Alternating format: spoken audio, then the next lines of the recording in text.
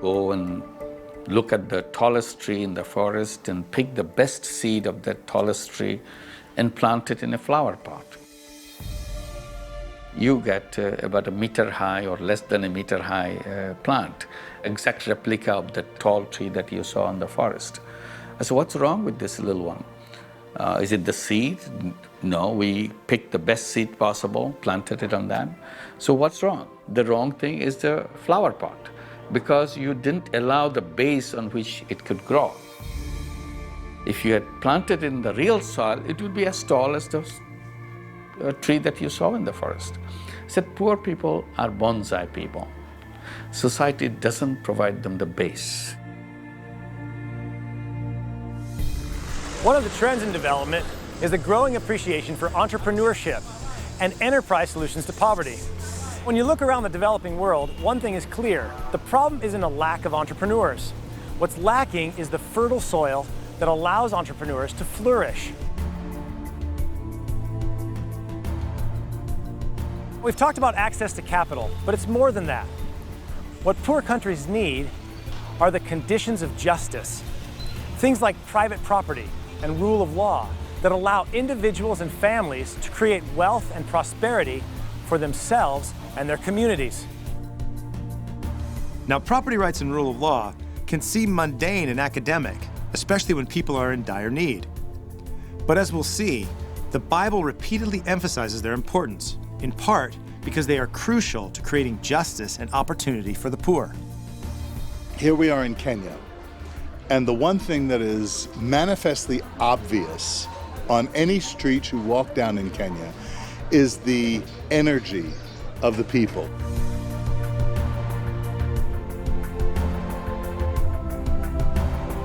You can just tell that they're looking for opportunities, they're going someplace, they have a sense of determination, they have a sense of purpose. And yet, just in back of the facility that we're at here, there's a huge slum the size of Central Park. Why is that?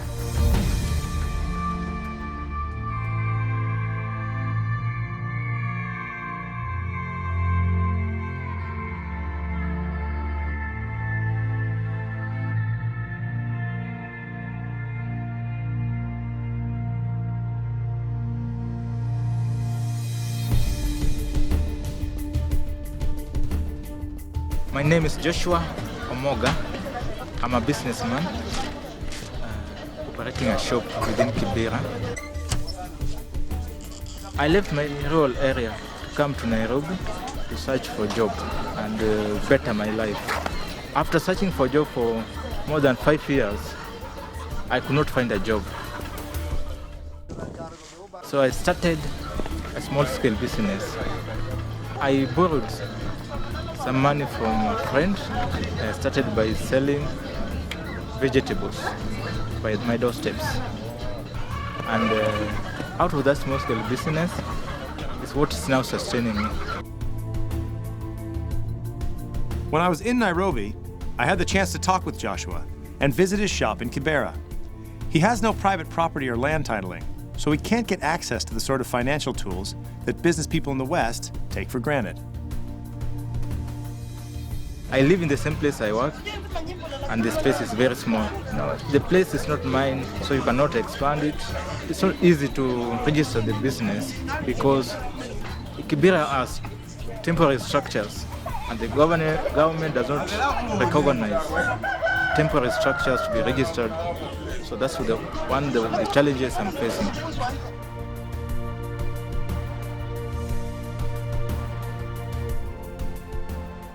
My future plan is to invest heavily in my business, and I'm planning to relocate from Kibera to another place where life's more better than in Kibera, and register my business.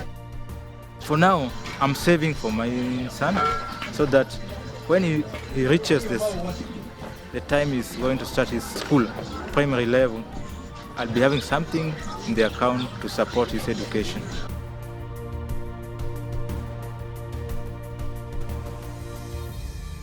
Joshua is like many entrepreneurs, looking to provide a better future for their families.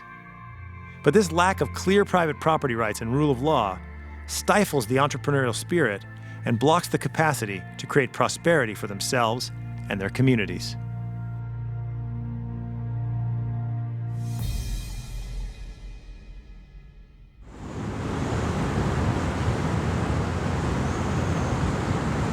One of the things that's very interesting when you come to Argentina and you arrive in Buenos Aires, it's one of the most beautiful cities in the world.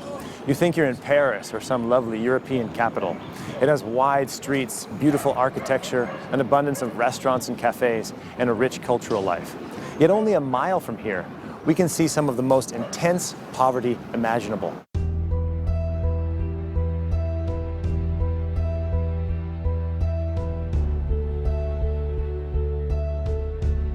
Sometimes the physical differences between rich and poor neighborhoods are so palpable that it's easy to miss an immaterial difference. The poor section has almost no access to the courts, no enforcement of contract, no clear property title, and often very little police protection. It lacks the rule of law. We saw this concretely in an area outside of Buenos Aires called La Cava. Marcos Hilding Olsen is a city councilman in the local area who works closely with leaders and residents in La Cava to help develop the rule of law.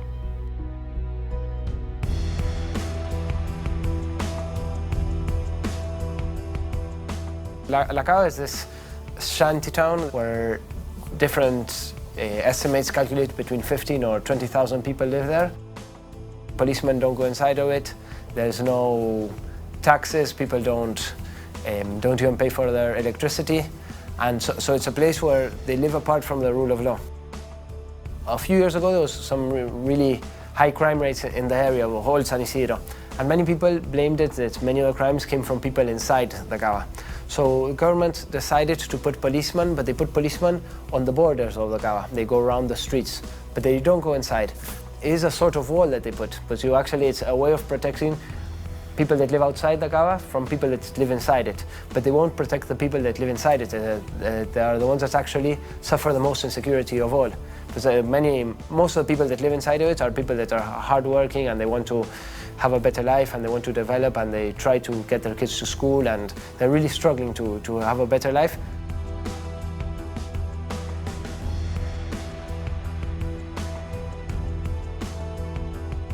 The real problem for large numbers of people is that hitherto, at any rate, there has been no reason to make an effort because any effort to improve their situation will just be expropriated by the political class.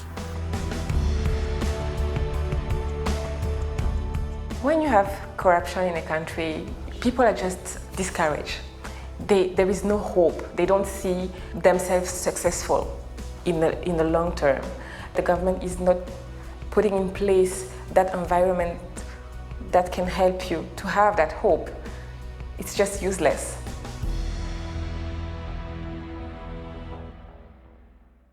The rule of law, I think, is best understood by considering its opposite, which is the rule of men. The rule of men is when you have the rule of force, the rule of power, the rule of arbitrary subjective opinion. Rule of law means that there are stable, reasonable laws that apply to everyone, regardless of their station in life. In many developing countries, you really don't have rule of law. You don't have contracts enforced. You have corrupt judges, you have people who have judges sitting in on their own court cases who happen to be their brother or their sister.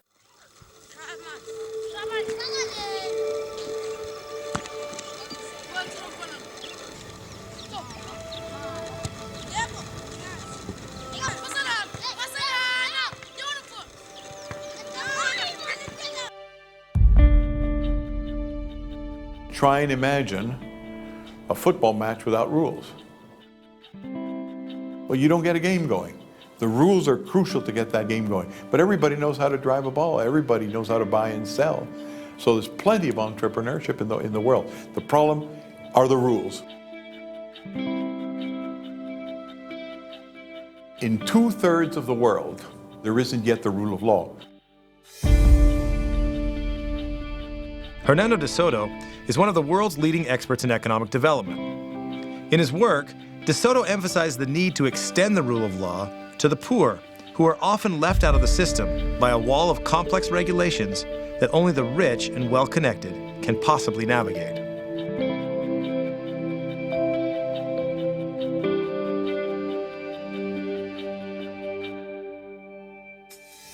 A lawyer friend of ours in Lima told us, law is not a problem. Hernando, we've set up a small company for you in about 30 days. So we set up a small little workshop outside Lima with 2 sewing machines and put 4 students under the supervision of a mature lawyer to go out and take a bus every morning at 8 o'clock and go out and comply with all the legal requirements to have those 2 sewing machines operate as a shirt-making factory. And it took them working 8 hours a day, 289 days. That's when we became acquainted with the fact that depending on what side of the social scale you were in, the law was either a friend or was the big enemy, and you had to change it.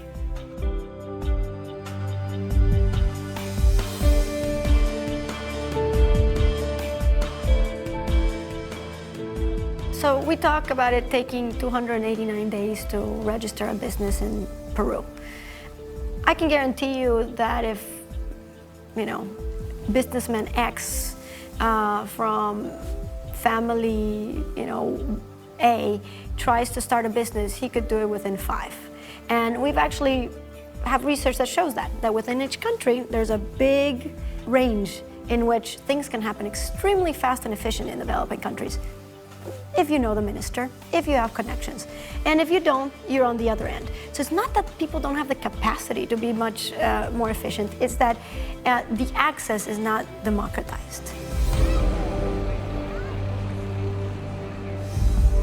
The legal systems are simply unfriendly to poor people. What people are really hostile to is markets that are manipulated, markets that are not competitive, markets in which there isn't a level playing field. There's oligopolies, cartels. When you go from these heavy, oppressive, authoritarian regimes, communist regimes, and you replace them with oligarchies, you haven't really done anything substantial economically. You can have all kinds of people trading things that you could, in a sense, call mini-capitalists. But when those markets are restricted, this is not a free economy. Just as there are people who use communism just simply to stay in power and to be able to have a discourse, some kind of a speech that allows them to justify the reason of their permanence in power, well, some businessmen use all the intellectual structures of capitalism to preserve their own privileges, but in fact they're feudal because it's very hard to get inside the game without their permission. They use the terms but not the content. One place where the rule of law problem is vividly apparent is in the area of property rights. Imagine if there were no private property. If you didn't even know who owned the land you lived on. It wouldn't only change the way you work, it would change the way you view the world. Now in the West, we take private property for granted. But lack of clear private property rights is one of the greatest challenges facing the developing world.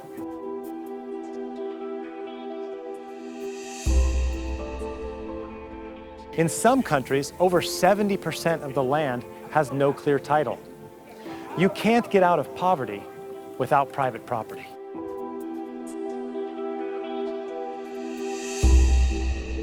The rule of law is more than property. But what I'm saying is that what makes people interested in the rule of law, the first thing that they understand is that everybody on this earth lives on a plot of land. We're earthlings.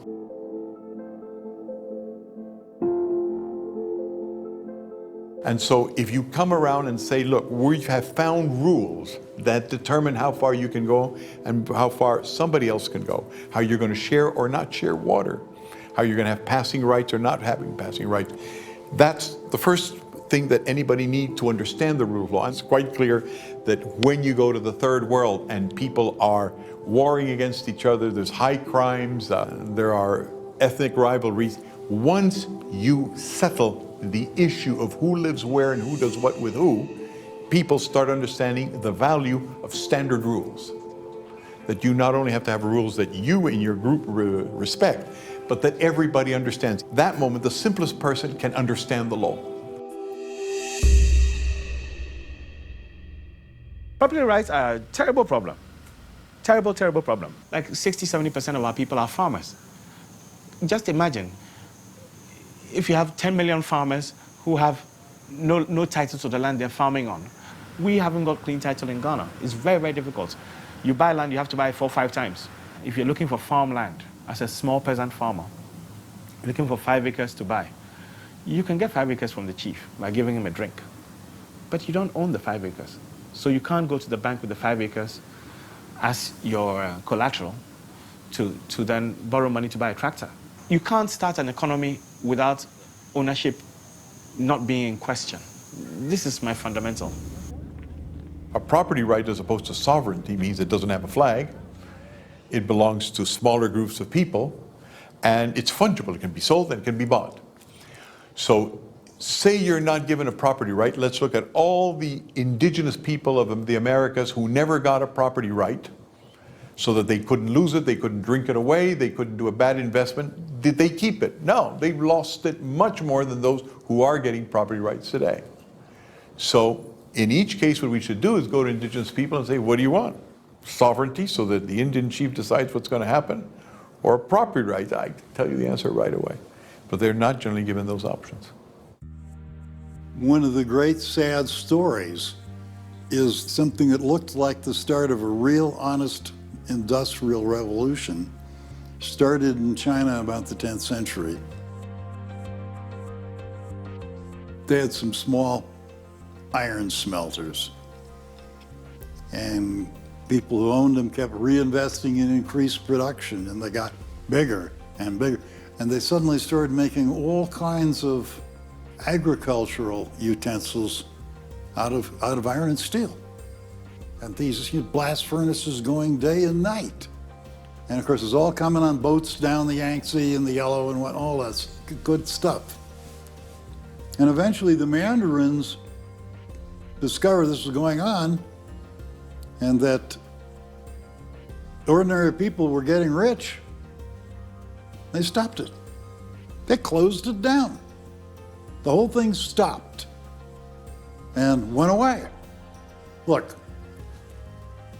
a great historian of Asia put it well. He said, private property is not secure. And that's the first and last and total answer to why there was no development in the East. If they can come and take my steel mill away from me and close it down, well, my relatives have learned no point starting again. Let's get a government job.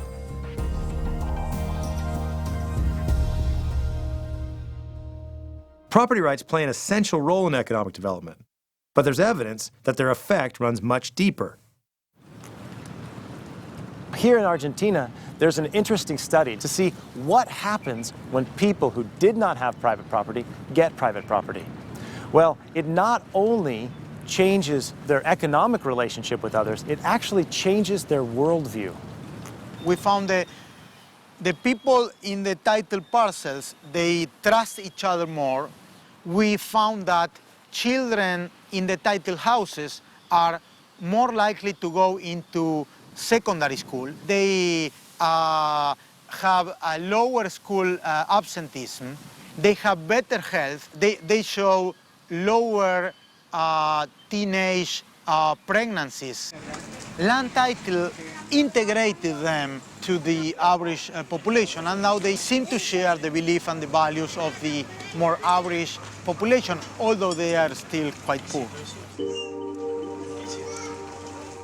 The roots of widespread private property can be found in the Judeo-Christian tradition, which recognizes the importance of private property, not only for economics, but for personal responsibility and a deep connection to community. We can see the importance of private property in the Ten Commandments, with Abraham in Genesis 23 and throughout the Old and New Testaments. God affirms private property. He gives us boundary markers, mile markers, stones that mark off one person's property from another person's property. Think about it for a minute. You cannot be generous with somebody else's stuff. You can only be generous with your stuff, which means it has to be your own property that you give away. Private property is especially important for families because it creates the space for them to live out their freedoms and their responsibilities. Property matters because ultimately it points back to stewardship. God entrusts a piece of the creation to an individual or a set of individuals to take care of. You can find this in the Jewish Torah tradition. You can find this in all kinds of religious traditions. But there's a basic misunderstanding that some people have when it comes to the New Testament of the Christian scriptures. They think Christians have been called in this new era of the Spirit to common ownership of all material goods based on Acts 2 and 4 in the New Testament. I understand how that happens, but it's actually a fundamental misunderstanding of what God's call to stewardship is for all of the earth. In the Acts of the Apostles, chapter 4, we read there a section of Scripture that is really a stumbling block to many Christians.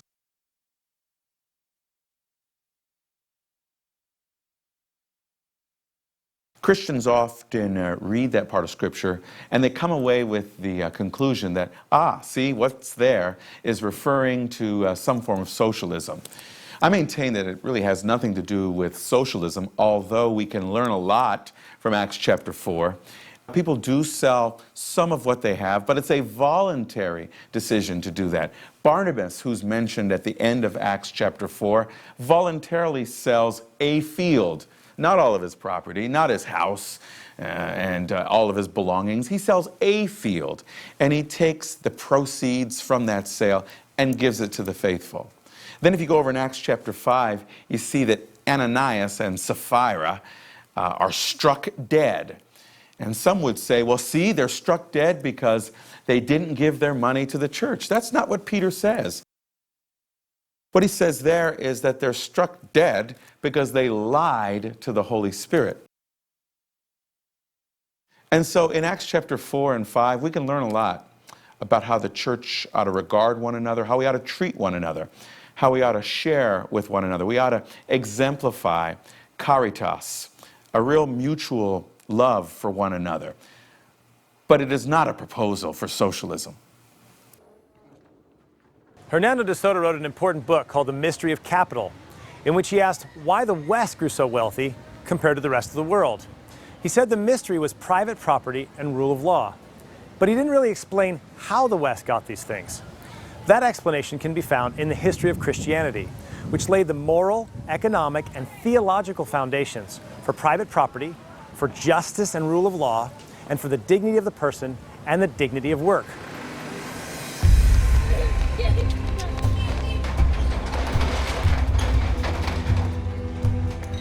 There's a very interesting connection that most people do not recognize between the God-ordained right to private property and titling.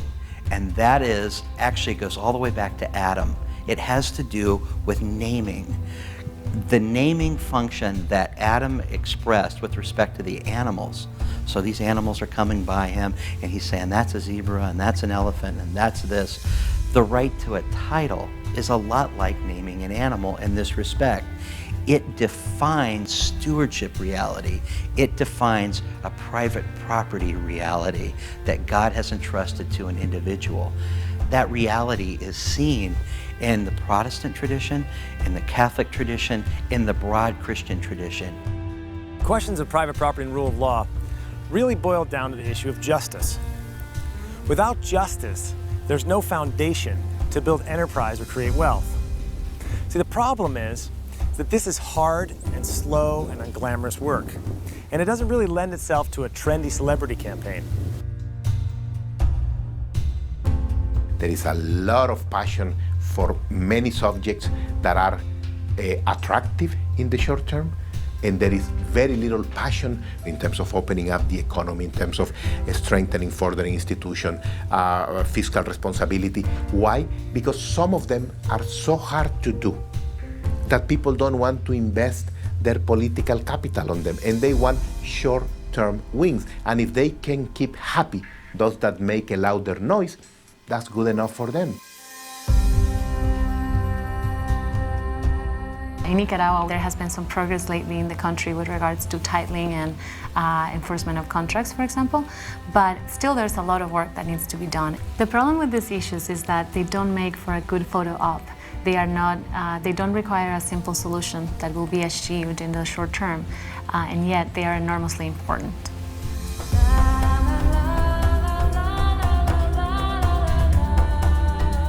Hernando de Soto describes the developing world as teeming with entrepreneurs. There are millions of people like Joshua Omoga who are trying to better their lives but struggle because they don't have private property rights and rule of law that would allow them to grow their businesses. They remain what Muhammad Yunus calls bonsai people.